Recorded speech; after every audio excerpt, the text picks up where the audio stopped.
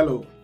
Another skill set that you must also display or show to succeed in the interview for a QFS, or I say quality and food safety manager role, is for you to have a problem solving skill set. Yes, problem solving skill set. Remember, when you're about to be recruited or when a vacancy is made, you are 90% sure that you are being recruited to come and solve problem and hit the ground running and add value immediately. So you must have this problem solving skill set to be able to succeed even on the job. And before you get that particular job, you must show to the panelists that you are the right candidate because you have the skill set to solve problems.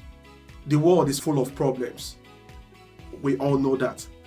So you should know that the company or the food company that you're going to have some issues that they may be facing, and they need a quality manager or a food safety manager who can help them, solve those problems. Probably the former quality manager that was there, they don't see him or her as capable to be able to meet up with the rigor of analytical fault finding, and that is why they are looking for a better candidate for that matter. So the question is, are you that particular candidate that can solve those problems? So take some couple of seconds to think about this. What is your problem solving skill set? What project have you championed?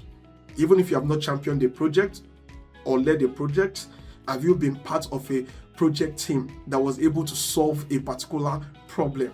Problem could be customer or consumer complaint, it could be a crisis, it could be a brand related issue, it could be an equipment failure issue, it could be a product failure issue. But what is important is, what role did you take?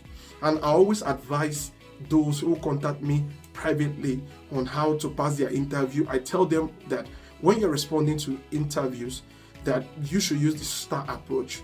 Talk about the situation, talk about the threats, talk about the actions that you took, and talk about the results from the actions that you took. So what was your involvement in that project?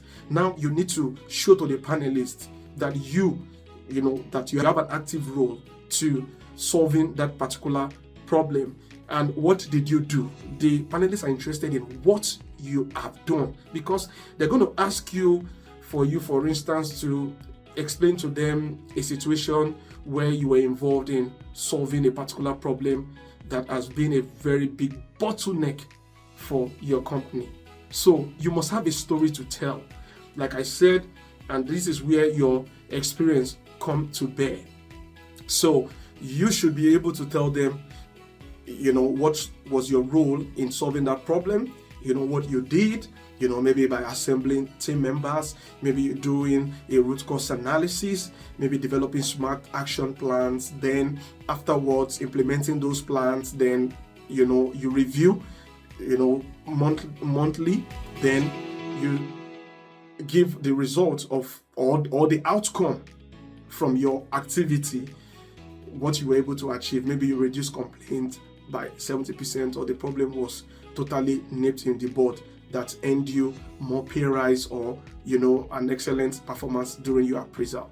So it is good for you to have handy, before going for an interview, a project that you have championed.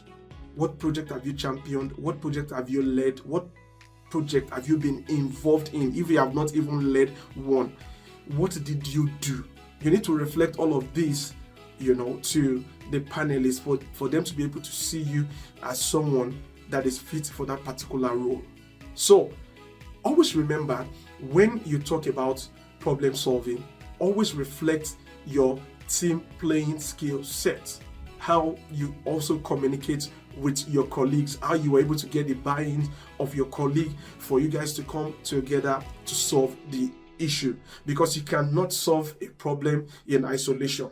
You cannot solve a problem with emotion, but you solve a problem by collaboration, by bringing people together, talking through the problems, and finding realistic solution to that problem.